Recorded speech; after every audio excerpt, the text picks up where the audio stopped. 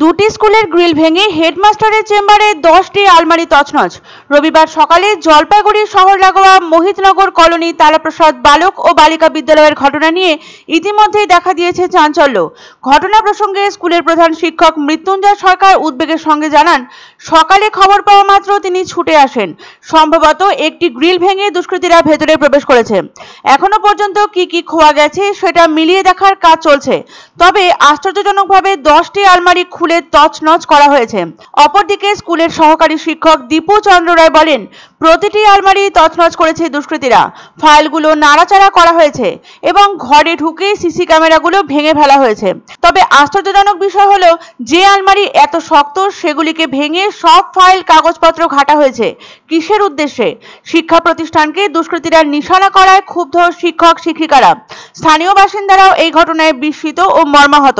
এলাকাবাসীর দাবি, স্কুলের নিরাপত্তা আরো জোরদার হোক এবং দোষীদের দ্রুত গ্রেপ্তার করে দৃষ্টান্তমূলক শাস্তি দেওয়া হোক। স্কুলের প্রধান শিক্ষকের বক্তব্য, চোরেরা যে ওভাবে স্কুলকে লন্ডভন্ড করতে পারে তা ভাবনারও অতীত। মোহিতনগর কলোনির তারাপ্রসাদ বালক ও বালিকা বিদ্যালয়ের মোট 10টি আলমারির তালা ভেঙে ফেলে দুষ্কৃতীরা। তবে সেখানে টাকা পয়সা না থাকায় তা হস্তগত করতে পারেনি তারা। তবে আলমারিতে থাকা যাবতীয় নথি ওলট পালট করা হয়েছে। কোনো গুরুত্বপূর্ণ কাগজপত্র দুষ্কৃতীদের হস্তগত হয়েছে কিনা তা বুঝে উঠতে পারছে না স্কুল কর্তৃপক্ষ। তবে যেভাবে শক্তপোক্ত আলমারি ভেঙে ফেলা হয়েছে তাতে সকলে নিশ্চিত কোনো বিশেষ লক্ষ্যে এই অভিযান চালায় দুষ্কৃতীরা। কোনো বিশেষ উদ্দেশ্য ব্যতীত সব ফাইল কাগজপত্র লন্ডভন্ড করতেই পারে না চোরেরা, এমনটাই দাবি স্কুল কর্তৃপক্ষ থেকে শুরু করে স্থানীয় বাসিন্দাদের। সম্প্রতি রাজ্যে চুরির ঘটনা ক্রমশই বেড়ে চলেছে। সাধারণ মানুষের অসাবধানতার সুযোগ নিয়ে এক শ্রেণীর দুর্বৃত্তরা দেদারে চালিয়ে যাচ্ছে এই সকল অপরাধমূলক কাজকর্ম। তাদের লোলুপ দৃষ্টি থেকে বাদ পড়ছে না গৃহস্থ বাড়ি, মন্দির, ব্যবসায়িক প্রতিষ্ঠান, কোনো কিছুই। এবার রাতারাতি চুরির ঘটনা ঘটে গেল জলপাইগুড়ি শহর লাগোয়া মোহিতনগর কলোনির তারাপ্রসাদ বালক ও বালিকা বিদ্যালয়ে।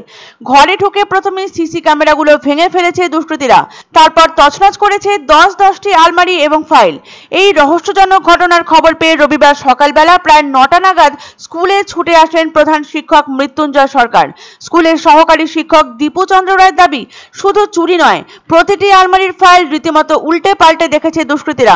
তাদের উদ্দেশ্য ঠিক কি ছিল সেটাই এখন সবচেয়ে বড় প্রশ্ন স্কুল কর্তৃপক্ষের কাছে। চুরি নাকি অন্য কোনো গুরুত্বপূর্ণ তথ্যের খোঁজে এই অভিযান? এই নিয়ে গোটা এলাকায় এখন জল্পনার তুঙ্গে। ঘটনার তদন্ত শুরু করেছে প্রশাসন। এটা আমরা ভালো করে সার্চ করে দেখব যে কোনো ফাইল পত্র বা রেজিস্টার মিসিং আছে। ডকুমেন্টসের আলমারি ভাঙছে, হয়তো বা ডকুমেন্টসের জন্য এসেছিল। টাকা পয়সার জন্য যদি ওরা এসে থাকে সেটা ওরা ভুল ভেবে এসেছে, টাকা পয়সা থাকে না। আর যেগুলো বাইরের অন্যান্য যেগুলো জিনিসপত্র আছে সেগুলো সব তো ঠিকই আছে দেখলাম।